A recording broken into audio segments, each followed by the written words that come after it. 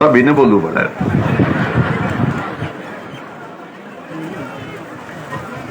भारत माता की, भारत माता की, भारत माता की। बहुत बहुत धन्यवाद।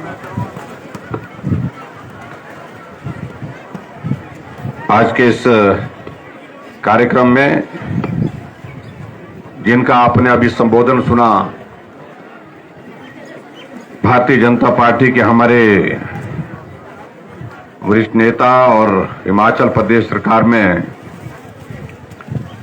शिक्षा मंत्री भाई गोविंद सिंह ठाकुर जी, आपके इस विधानसभा क्षेत्र के लोकप्रिय विधायक जो पूरे जोश के साथ अपने क्षेत्र की एक एक बात का जिक्र कर रहे थे। थोड़ा वॉल्यूम दीजिए उसका थोड़ा। भाई सुरेंद्र शौरी जी,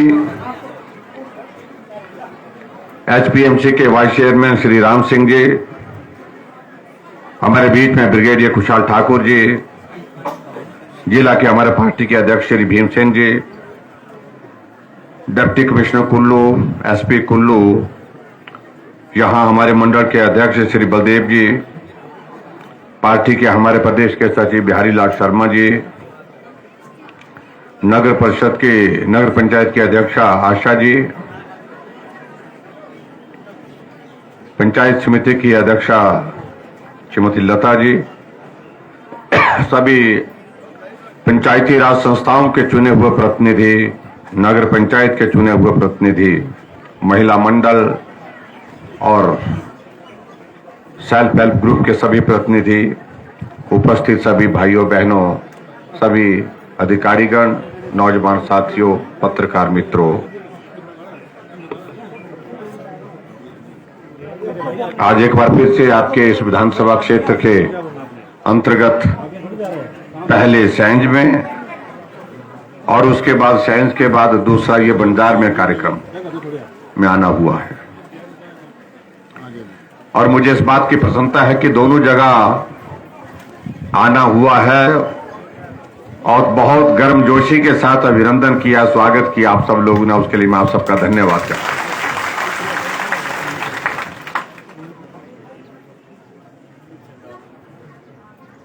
दोनों कार्यक्रम में खासतौर से एक बात देखने को मिली, मैं भाई गोविंद सिंह से बात कर रहा था कि समय के साथ बहुत बड़ा परिवर्तन आ गया। एक जमाना था जब किसी इलाके में मुख्यमंत्री या मंत्री आते थे, ये जो पुरुष बैठे हैं थोड़े से, अपने घर में बीवी को कहते थे कि आज मुख्यमंत्री जी आ रहे हैं, कार्यक्रम में जाना है, जल्दी खाना बना करके तैयार करना।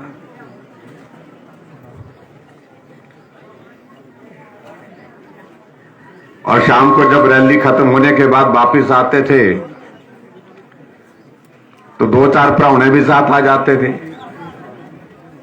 फिर उनको और हुक्म होता था कि भाई मेहमान आए हैं, एक दो सब्जी और बढ़ानी है, खाना बनाइए। लेकिन अब बदल गया रिवाज। आज यहां पर मैं देख रहा हूं कि 80% से ज्यादा महिलाएं हैं और यहां शायद आपने अब पुरुषों को कह दिया कि आज मुख्यमंत्री जी जा रहे हैं, हम जा रहे हैं, आप जरा खाने खूने का इंतजाम कर दो।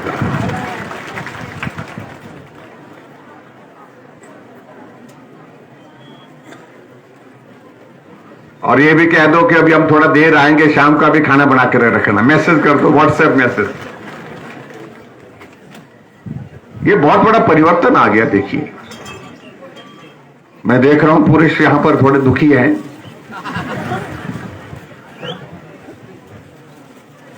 लेकिन अभी दुखी होने की वजह कोई ऐसी ज्यादा इस तरह की नहीं, अब सीरियस नहीं, अब वैसे हालात में ही गुजरना पड़ेगा।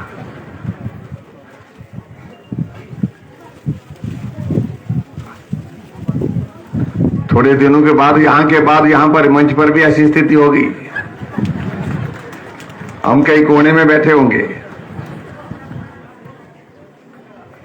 जिस तरह से मांग का दबाव बढ़ा रहे हैं कि भाई आरक्षण करिए, 50% है तो 50% करिए। लेकिन सबसे बड़ी अच्छी बात मुझे ये देखने को मिली है कि महिलाओं का पार्टिसिपेशन हर कार्यक्रम में जबरदस्त ढंग से है, जोश के साथ है, जुनून के साथ है, पूरी ताकत के साथ। और जहां महिलाएं निकल जाती हैं तो आप समझ लो कि काम हो गया।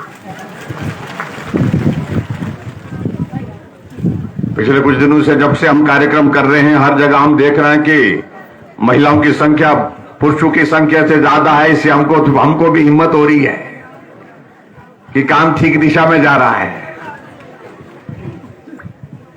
मैं पुरुषों के खिलाफ नहीं हूं भाई, ऐसा मत सोचना, लेकिन ये हकीकत है, ये सच्चाई है। हिमाचल छोटा प्रदेश है, पहाड़ी प्रदेश है, लेकिन उसके बावजूद भी हमारी मातृशक्ति जो है, अगर पहाड़ पर चढ़ती है तो खट खट खट करके जो है बोझ पीठ में उठा करके भी चढ़ती है, उतरती भी है, काम भी करती है, मेहनत भी करती है, और समाज के हर क्षेत्र में उसका योगदान जो है आज की तारीख में भूला नहीं जा सकता है। इसलिए मैं मातृशक्ति को प्रणाम करता हूं, आपके इस सहयोग को अभिनंदन करता हूं।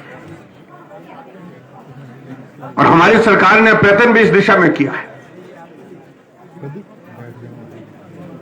पंचायती राज संस्थाओं में आरक्षण करने की व्यवस्था, जब मैं पंचायती राज मंत्री था उस वक्त हिमाचल प्रदेश में 50% महिलाओं के लिए आरक्षण दिया गया था।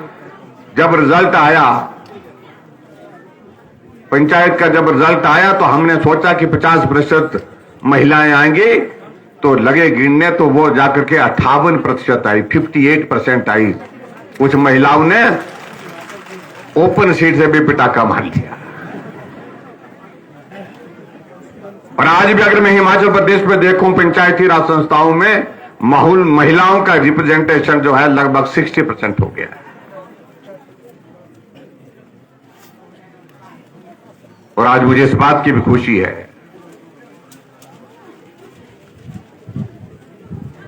कि जिस प्रकार से हम महिला सशक्तिकरण की दिशा में आगे बढ़कर के काम कर रहे हैं, हमारी अधिकांश योजनाएं हैं, जिन योजनाओं के माध्यम से अगर लाभ मिल रहा है तो हमारी मातृशक्ति को उसमें ताकत मिल रही है।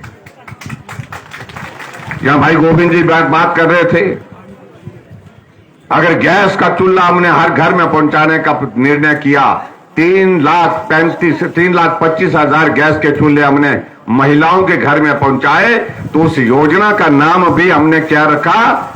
गृहिणी सुविधा योजना। गृहिणी का मतलब समझे क्या होता है? जिसका हर घर ऋणी है उसको गृहिणी कहते हैं। तो मातृशक्ति को हमने उसको जो है, कुछ नेता बढ़िया बोलते रहते हैं, टच टच करने की आदत होती है उनकी कि क्या किया जा रहा आपने बोलते। अरे हमने तो 3,25,000 मातृशक्ति को, अपनी माताओं बहनों को गैस का चूल्हा उनके घर में पहुंचा करके दिया। आप 50 साल सत्ता में रहे, आपने क्या दिया?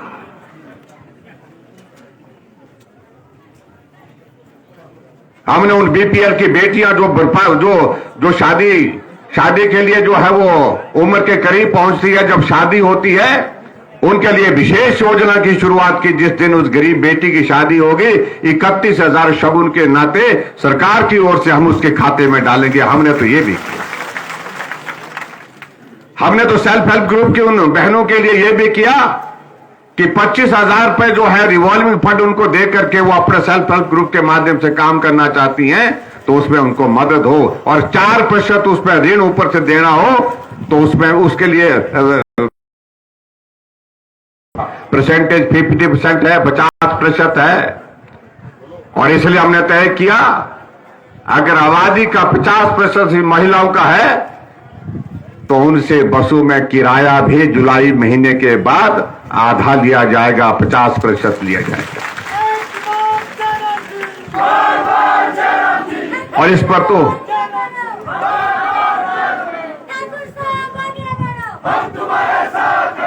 तो इसमें तो हमारे पुरुष भाई भी जो है ताली बजा सकते हैं कि सीधा लाभ आपको हो रहा है इसमें। अब इसका मतलब ये मत करना कि भाई आप अपने घर में रहे लाड़ी को भेज दिया, भाई 100 रुपए किराया लगना तो इसका तो 50 ही लगेगा, जा तू जा बाजार से सामान लेके आ जा। तू आई, घर पहुंची तो फिर बोलते ना ये काम और रह गया, ये भी करके आ जा।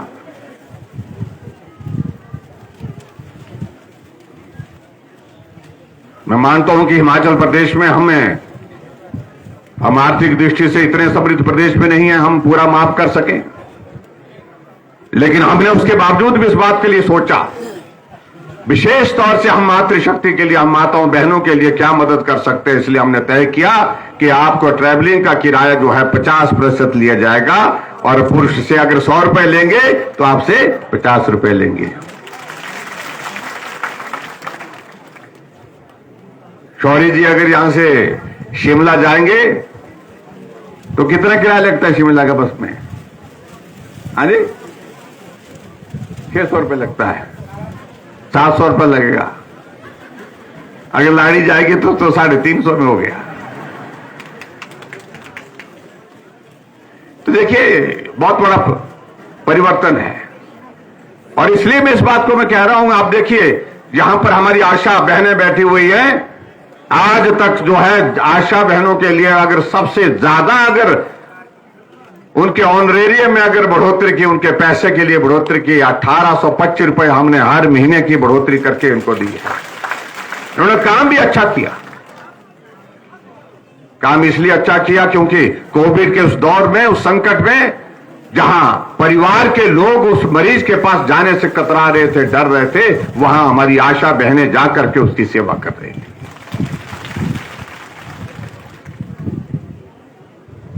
हमारी आंगनवाड़ी वर्कर, उनके लिए भी हमने पैसा बढ़ाया, उनने भी उस वक्त अच्छा काम किया। आज तक के हिमाचल के इतिहास में सबसे ज्यादा पैसा अगर बढ़ाया तो हमने बढ़ाया उनके लिए, 1700 रुपए पर महीने का, पर मंथ का बढ़ाया। और इसलिए स्वाभाविक रूप से मैं इस बात को मैं देख रहा हूं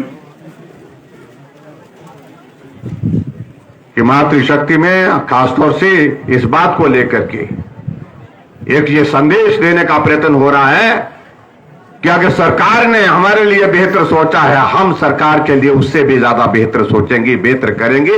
ये संकल्प जो है हमारी माताओं और बहनों ने हिमाचल प्रदेश में लिया है, उसके लिए मैं सभी माताओं बहनों का अभिनंदन करता हूं, सबका धन्यवाद करता हूं।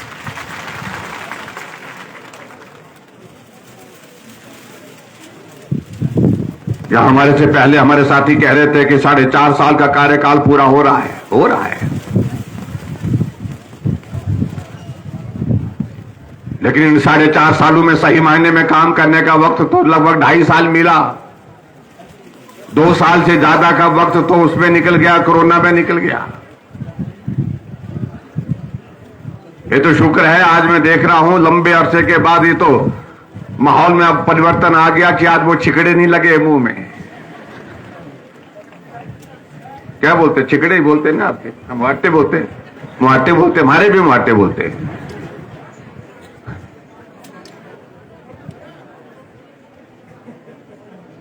लेकिन हालात ऐसे हमारे सामने पैदा हो गए कि आदमी कभी सोच भी नहीं सकता था जिंदगी में ऐसा भी दौर आएगा जब मुंह भी बंद करके रखना पड़ेगा, घर से बाहर जाना भी मुश्किल हो जाएगा, ये मेले बंद करने पड़ेंगे, शादियां भी बंद करनी पड़ेगी।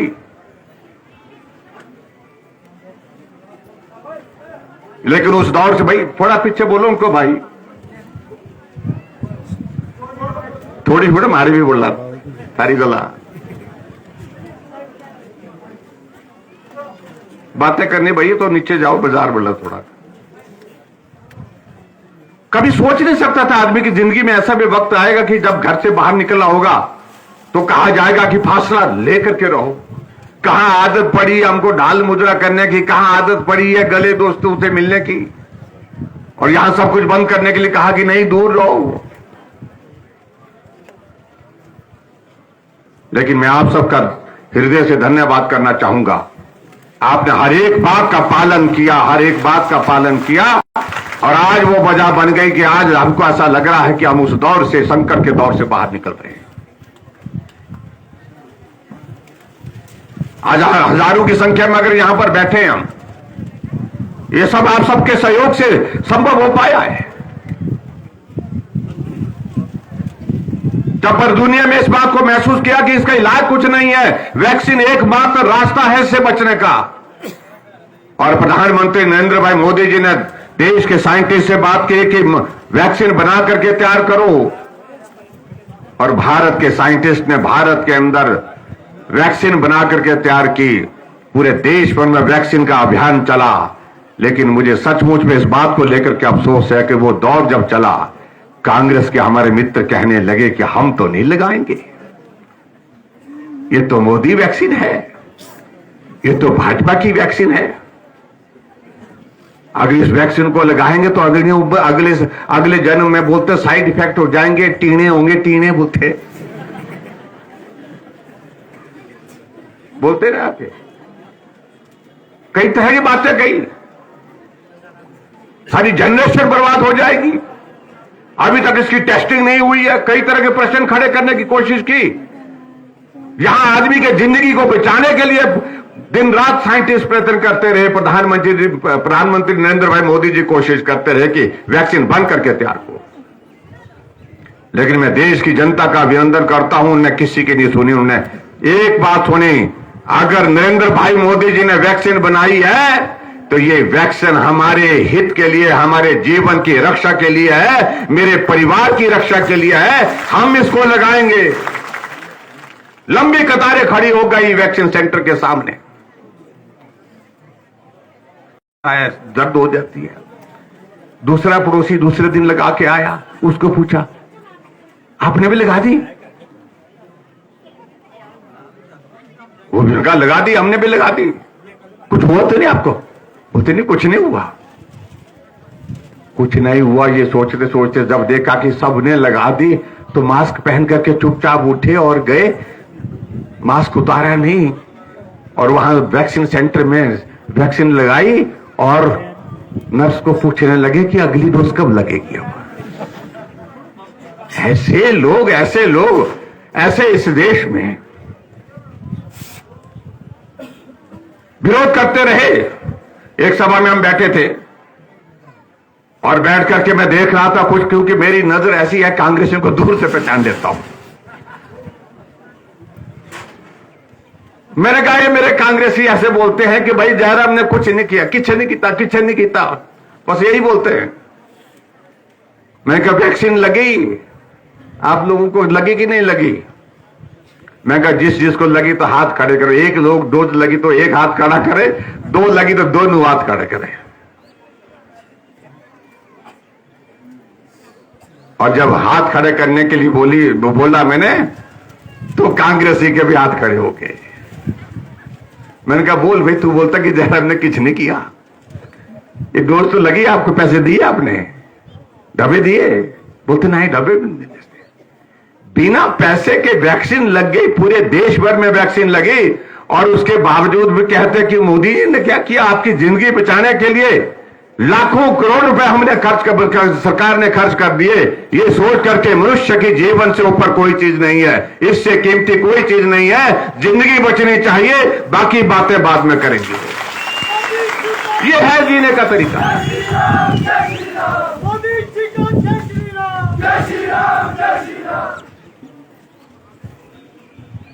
कई नेता आते हैं, भाषण देते हैं, बोलते जी इंदिरा ने भी दी। मैंने कहा क्या दी? बोलते छुप्पू दिए थे, बोलते होते ना बच्चों में लगते थे ना, वो क्या बोलते हैं, वो आते थे, वो लगाते थे, हाँ यहां लगाते थे, हाँ वो तो बीमारी, वो तो उस तरह की महामारी थोड़ी थी कोई, वो तो बीमारी से बचने के लिए बीच बीच में लगते थे। इसलिए बहुत सारी चीजों को लेकर के बोलने की अगर बात कहें तो अब आप देखिए हिमाचल प्रदेश में जो हमको बोलते कुछ नहीं किया, 50 साल सत्ता में रहे, कितने ऑक्सीजन प्लांट हिमाचल प्रदेश में लगे थे? 2 लगे वो थे। और आज मेरे सामने पूछो, मैं कहा कितने लगे? आज हिमाचल प्रदेश में 50 ऑक्सीजन के प्लांट हमने लगा करके तैयार किए। कितने वेंटिलेटर 50 साल की सत्ता में कांग्रेस के पास हिमाचल प्रदेश में सरकारी हॉस्पिटल में थे? 50 थे, 50 में से 20 चलते नहीं थे, 30 चलते थे 50 साल सत्ता में रहने के बाद। और आज मेरे हिमाचल प्रदेश में 1050 वेंटिलेटर हिमाचल प्रदेश में हैं हॉस्पिटल में। जयराम ठाकुर जैसा हो, देश का नेता कैसा हो, जयराम ठाकुर जैसा हो। जहां सुरेंद्र शौरी जी जिक्र कर रहे थे, एक एक बात का, एक विकास की बात का, सड़क का जिक्र कर रहे थे। मैं ये कहना चाहता हूं, हिमाचल प्रदेश में इन 4.5 साल के कार्यकाल में आज तक जितने भी सरकारें रही हैं, आज से पहले चाहे भाजपा की रही चाहे कांग्रेस की सरकारें रही, सबसे ज्यादा अगर सड़कों की लंबाई किसी कार्यकाल में बनी है तो हमारे कार्यकाल में बनी है सबसे ज्यादा लंबाई सड़क। सबसे ज्यादा गांव को अगर सड़कें पहुंचाई तो हमने पहुंचाई।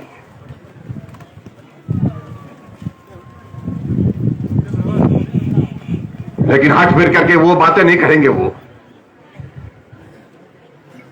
एक ही बात कहने की कोशिश करेंगे, ये हो गया जी, वो हो गया जी, ऐसा हो गया जी, वैसा हो गया।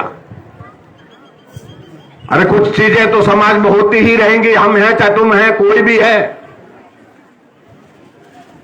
लेकिन हिमाचल प्रदेश में इस बात को मैं दावे के साथ कह सकता हूं, जिस तरह के संकट के दौर में से हम गुजरे हैं, ये संकट अगर कांग्रेस के शासन में आया होता तो आप हालात देखते कि क्या हालात होते। लेकिन आज मुझे इस बात की खुशी है कि आज उस संकट से आप बाहर निकल करके सामान्य जीवन जीने की स्थिति में हो गए। अभी कुछ दिन पहले 5 प्रदेशों के चुनाव थे और 5 प्रदेश के चुनाव थे। विधानसभा का हमारा बजट सत्र चल रहा था और शोर डालते थे कि ये सत्र आपका अंतिम सत्र है। हमने कहा ये तुम तय नहीं करेंगे, लोग तय करेंगे। और जीवन में कोई ना कोई चीज अंतिम होगी। वो आपके लिए भी होगी, मेरे लिए भी होगी, सबके लिए होगी।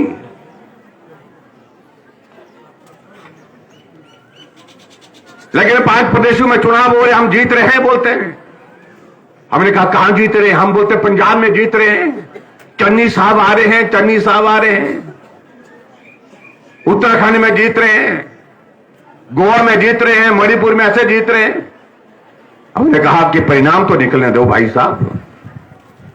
जब रिजल्ट निकलने की बात आई, जिस दिन रिजल्ट निकला, विधानसभा का सेशन लगा हुआ था, सन्नाटा था, सामने बैठा हुआ विधानसभा के अंदर बैठे थे, चेहरे लटका के बैठे थे। मैंने जोर से नमस्ते की। मैंने कहा भाई कोई बात नहीं, ये होता रहता है। मैंने कहा कहां गए आपके चन्नी साहब? चले गए बोलते हैं। 2 जगह से चुनाव लड़े, दोनों जगह से चुनाव हार गए। एक और नेता हुआ करते थे उनके, जो पहले कभी हमारी पार्टी में होते थे, ताली का जिक्र करते रहते, ताली बजाने की बात कहते थे, जाकर के तीसरे स्थान पर रहे, सिद्धू साहब।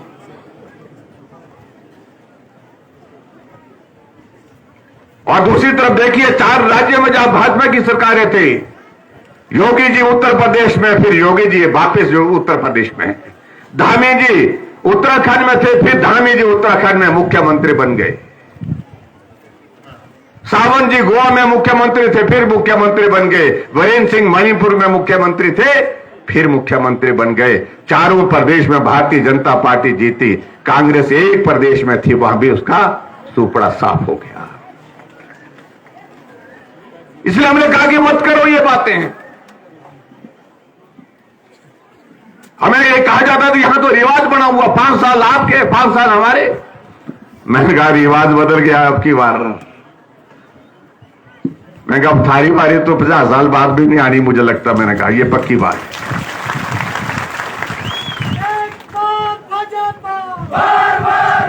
जिस उत्तराखंड में, जो उत्तराखंड बनने के बाद पहली बार हुआ, उत्तराखंड में अस्तित्व में आने के पश्चात पहली बार कोई सरकार रिपीट हुई, और उत्तर प्रदेश में 37 वर्षों के बाद फिर एक दल की सरकार बनी, यानी कि पहले भी उसी पार्टी के, आगे भी दूसरी पार्टी की सरकार बनी।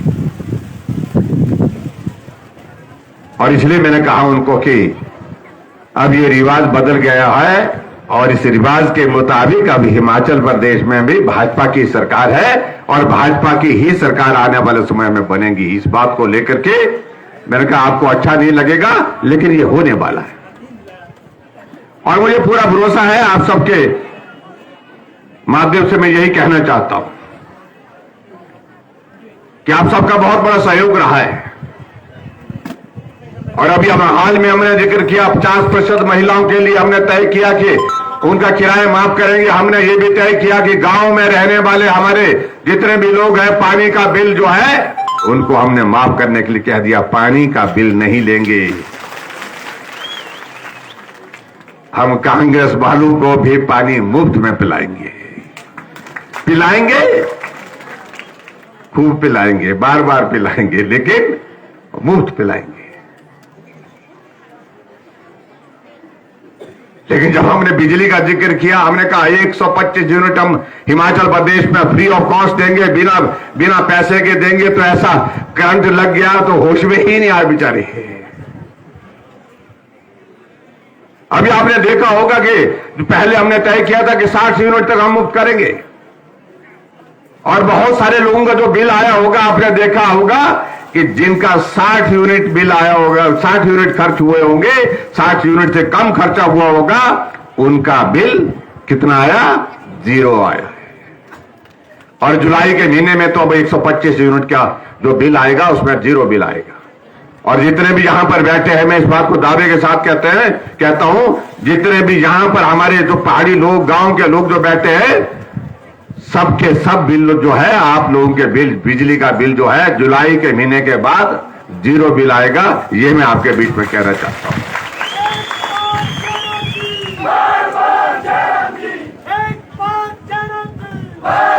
और कांग्रेस के नेता मुझे कहने लगे कि मुख्यमंत्री ने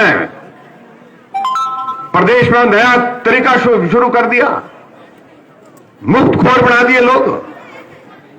मैंने कहा भाई साहब, अगर आपने मुफ्त खोर नहीं बनना है, आपने नहीं देना है, आपने नहीं बनना है, तो आपको ऐसा लगता है कि बिल देना है तो आप दे सकते हैं भाई।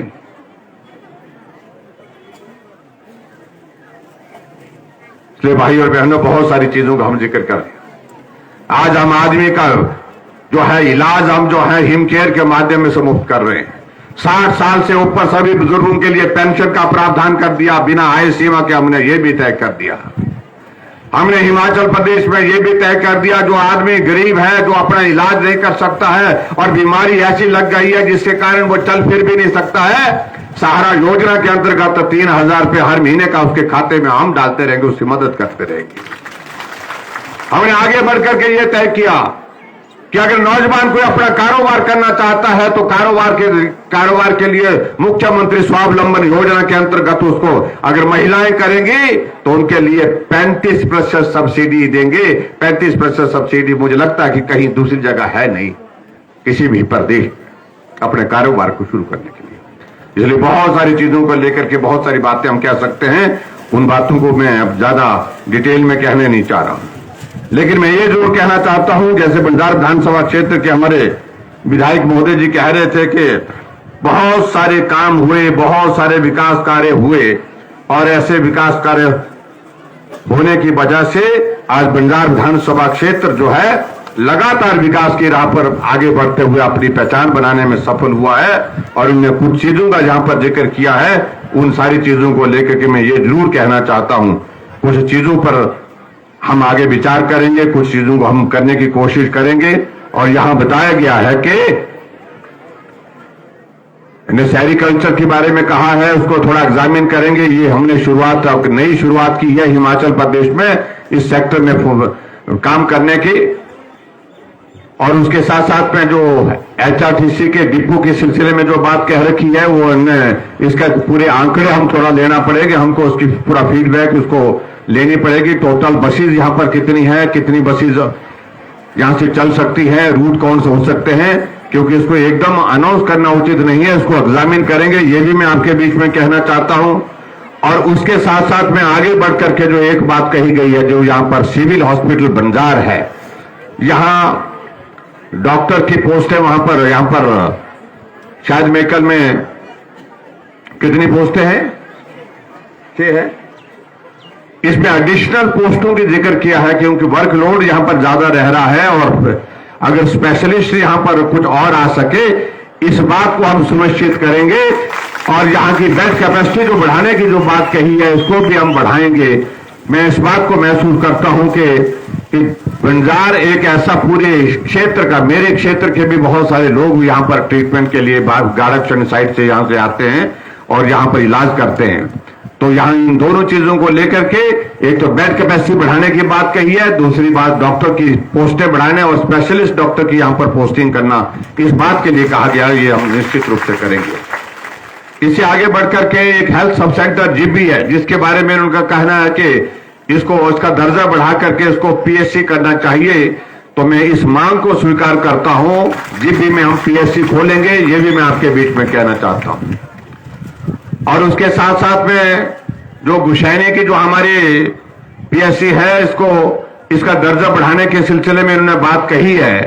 अभी मुझे मालूम नहीं इसकी ओपीडी कितनी है, क्योंकि नॉर्म्स के मुताबिक अगर ये इसमें फिट होता है तो उसके बाद निश्चित रूप से हम इस पर विचार करेंगे। जो हमारी नॉर्म्स अपग्रेडेशन की रहती हैं उसके मुताबिक होनी चाहिए, ये मैं आपके बीच में कहना चाहता हूं। अभी आगे बढ़कर के एक न्यू प्राइमरी स्कूल को खोलने की बात इन्होंने कही है सरूट में। तो ये सरूट में ग्राम पंचायत मशियार में एक प्राइमरी स्कूल खोलने की बात कही है। कोई आया यहां पर है? 2 3 4 5 जन आ रहे तुम बस। तो बोल देना जो नहीं आए उनको बोल देना, सबको सरूट वालों को कि भाई प्राइमरी स्कूल दे दिया। तो प्राइमरी स्कूल यहां पर खोल देंगे और एक new primary school to be open at Kandi Gopalpur में ग्राम पंचायत में, इसको भी हम खोलेंगे। ये भी मैं आपके बीच में कहना चाहता हूं। एक प्राइमरी स्कूल रंबी है और एक प्राइमरी स्कूल शराई है। इन दोनों को अपग्रेड करके जो है इन प्राइमरी स्कूल को मिडिल स्कूल करने की बात कही है, तो ये भी मैं स्वीकार करता हूं, उनको भी बना देंगे। और एक मिडिल स्कूल जो है मजली है, मजली ना, हाँ, और एक मिडिल स्कूल सर्ची है। इन दोनों स्कूलों को अपग्रेड करके हाई स्कूल करने की भी मैं घोषणा करता हूं।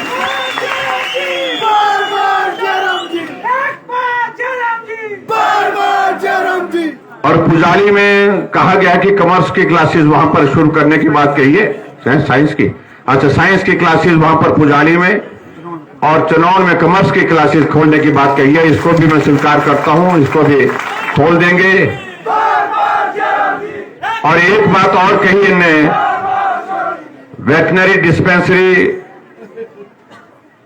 वाहू में है, उसको अपग्रेड करने की बात कही है इनने, उसको वेटनरी हॉस्पिटल बनाने की बात कही है, इसको भी बनाएंगे। ये भी मैं आपके बीच में कहना चाहता हूं।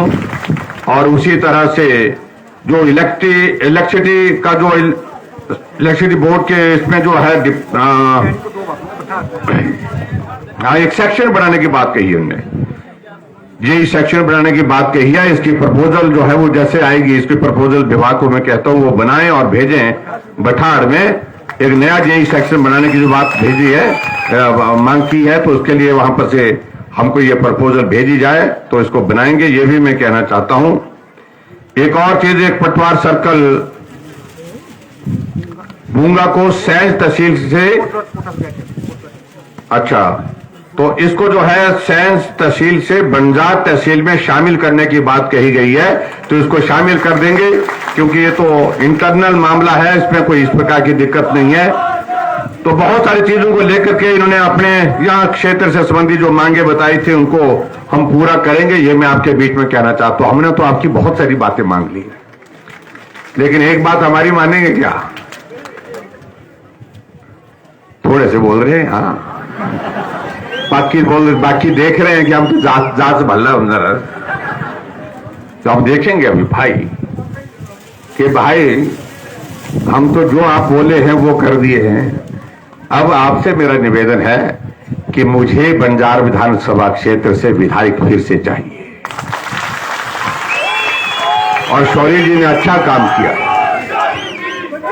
बहुत अच्छा काम किया है, मेहनत की है, सादगी के साथ उन्होंने अपने इसमें इस लोगों के बीच में रह करके आपकी सेवा की है।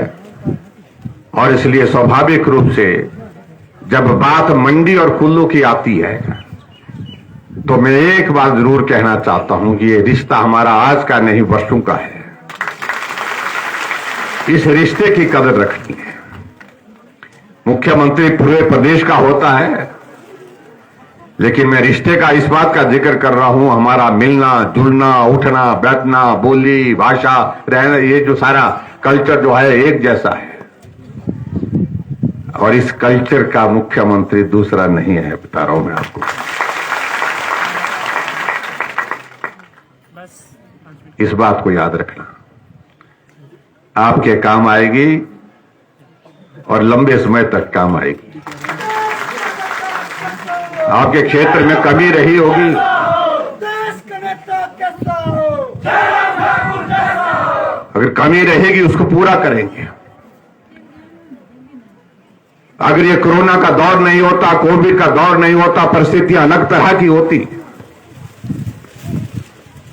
लेकिन ना वो आपके बस में ना था, ना हमारे बस में था। लेकिन मैं एक बात जरूर कहना चाहता हूं, जहां आदरणीय प्रधानमंत्री जी का पूरे हिमाचल के लोगों के ऊपर आशीर्वाद है, हम सबके ऊपर आशीर्वाद है। हिमाचल के साथ उनका बहुत दिल का रिश्ता है। और हमारी पार्टी के राष्ट्रीय अध्यक्ष जगत प्रकाश नड्डा जी जो हिमाचल से हैं, जब पूरे देश भर में सभी जगह हमारी पार्टी की सरकार जहां बनी है, वहां फिर से सरकार बन रही है, तो ये हिमाचल, जिस हिमाचल को अटल जी का हिमाचल कहा जाता था, अटल जी के बाद इस हिमाचल को प्रेम करने वाला, प्यार करने वाला, स्नेह देने वाला अगर कोई दूसरा प्रधानमंत्री अगर देश में है, आज से पहले जितने बने हैं, अटल जी के बाद वो नरेंद्र भाई मोदी जी के। उनको मजबूती देना, उनको ताकत देना, ये देवभूमि का जिम्मा है, ये हम सब लोगों का जिम्मा, इसको हम पूरा करेंगे। अब आप कल्पना करिए, मुझे हिमाचल प्रदेश में विकास के लिए सहयोग की आवश्यकता थी और मोदी जी ने 100 नहीं, 200 नहीं, 800 करोड़ रुपए दिए हिमाचल प्रदेश में। सड़कें बनाओ, स्कूल बनाओ, हॉस्पिटल बनाओ, जो बनाना आपने बनाइए हिमाचल के विकास के लिए। केंद्र से डबल इंजन की सरकार का पूरा सहयोग होगा। ये तभी संभव हो पाएगा जब हम हिमाचल में फिर भारतीय जनता पार्टी की सरकार को बनाएंगे। और मुझे इस बात की खुशी है कि हमारे पार्टी के राष्ट्रीय नेतृत्व ने कहा कि विकट परिस्थितियों में हिमाचल प्रदेश में सरकार ने बेहतर काम करने की कोशिश की है। सारे काम सभी के हो जाएंगे, ये किसी भी सरकार में संभव नहीं हो पाता। कोई उंगली उठा करके नहीं कह सकता है सरकार को। ये आपकी बहुत बड़ी खासियत है, आपके लिए बहुत बड़ी, हम सबके लिए बहुत बड़ी बात है। यहां प्रधानमंत्री के बतौर 30 तारीख को हमारे यशस्वी प्रधानमंत्री नरेंद्र भाई मोदी जी का 8 साल का कार्यकाल पूरा हो रहा है प्रधानमंत्री के बतौर, लेकिन कोई उंगली उठा करके नहीं कह सकता है। अगर सरकार दूसरी होती तो क्या होता? 1 लाख, सुनने को यही मिलता, 1,86,000 करोड़ रुपए का घोटाला, 1,76,000 करोड़ रुपए का घोटाला।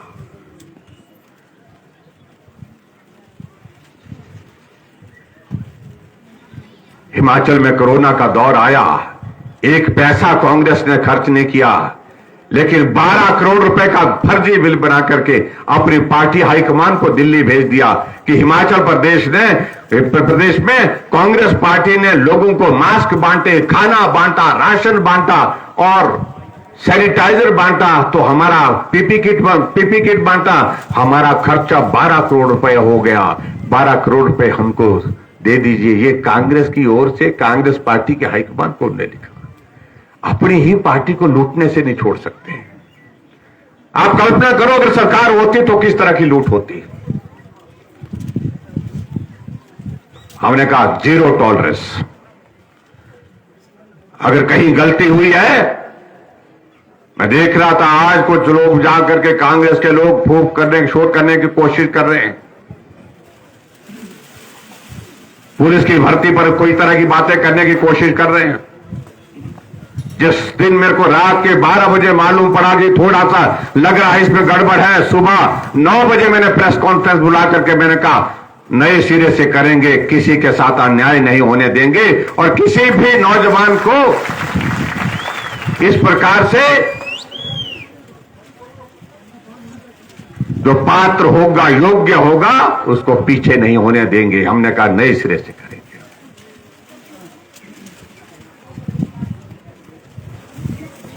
अगर कांग्रेस होती तो क्या करती? दबाने की कोशिश करती। कुछ नहीं हुआ। इस तरह की घटनाएं होती हैं और कहते हैं कि होती रहती है। हमने ये तय किया कि हमने बर्दाश्त नहीं करेंगे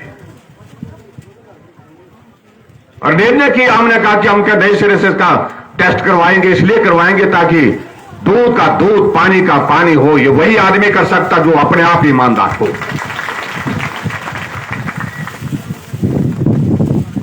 इसलिए मैं इससे ज्यादा कुछ नहीं कहना चाहता हूं। आप सबसे मेरा इतना निवेदन है कि भाई पड़ोसी हैं। यहां गोविंद जी ने कहा था एक सराज जी यहां है, दूसरे सराज जी आप हैं, तो भाई इस सराज जी की थोड़ी सी कदर रखना आप लोग ने। ये मेरा आप सबसे निवेदन है। अगर ये फेरा भगवान ने, देवी देवताओं ने अगर ऐसा दिया है तो फेरा पूरा लगाओ फिर ना, पूरा आराम से, जरा तसल्ली से। और हम एक बात चाहते हैं कि ये दौर तो कोरोना के साथ हुआ, लेकिन अगला दौर कोरोना के बिना होना चाहिए, जहां सिर्फ विकास होगा, काम होगा, सिर्फ काम होगा, ईमानदारी के साथ काम होगा। हिमाचल को जहां शिखर पर पहुंचाने की बात कहते हैं, शिखर पर पहुंचा करके छोड़ेंगे। ये मैं आपके बीच में कहना चाहता हूं। आप सब आज के इस कार्यक्रम में आए, बड़ी संख्या में आए, आप सबका बहुत बहुत धन्यवाद। मिलेंगे और आने वाले